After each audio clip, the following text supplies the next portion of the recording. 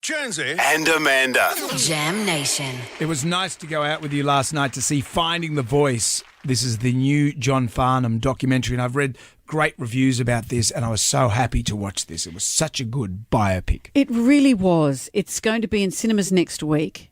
It's a film length. It's an hour and a half, but the most extraordinary documentary.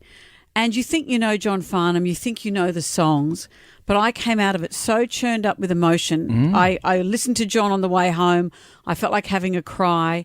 And you think you've heard the song The Voice a million times. But also, and what it goes into to get to that point, you know, how he, from the start, when he broke onto the scene in the 60s with Sadie, and that was almost a poison chalice for him because everyone wrote him off as our little Johnny Farnham, and rock and roll sort of came into the world, and he wanted to be a rock singer, but it seemed like he was a cabaret singer, and he's playing empty RSL clubs and all that sort of stuff. And it's so hard. But the love affair of him and Glenn Wheatley's undying devotion to John Farnham as a manager, and that bit where Glenn Wheatley mortgages his house twice, doesn't tell his wife Gaynor that he's mortgaging the house to fund the album Whispering Jack. Would your husband, like if your husband Harley said, "I've just mortgaged the house to fund an album," what would you do? I'd say, have you gone insane? Have you gone insane?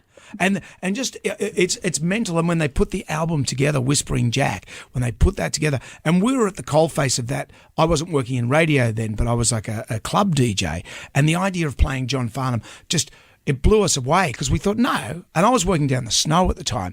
And I remember back then you just didn't have the connectivity that you have now. And these ladies came down to the snow and they said, "Have you got John Farnham's latest?" And I actually said, "What? Johnny Farnham? And his latest?" And I said, "I've never heard it." And they started singing it, and I couldn't comprehend it. Then when I actually got to a record store to buy it and listen to it, I went, "Oh my God, this is..." That was the transformation, wasn't it? It was nuts. But he went through such hard times before that. And as the audience, you're there thinking, hold on, John, it's coming. Success is coming. And it was so cleverly crafted, this film, because you see how it builds to that, and he's lost all hope, and he and a couple of other musicians and a producer in his rented garage, in John's rented garage, he's got no money, couldn't afford to take the kids to McDonald's. They're in the garage and they're making this new album that John says, "This will be me, finally it will be me." And they get a demo tape of The Voice, and you hear a little snippet of it there, then they hear a little snippet of it there, and then they decide to put in the bagpipes, and you're hearing the evolution of this song that you know so well. They're going to use pan flutes instead of bagpipes. Yeah, and John said, we've got to have bagpipes. And then you think, I know this song so well, but I can't breathe until I hear him. Yeah. I get emotional until I hear him belt it out.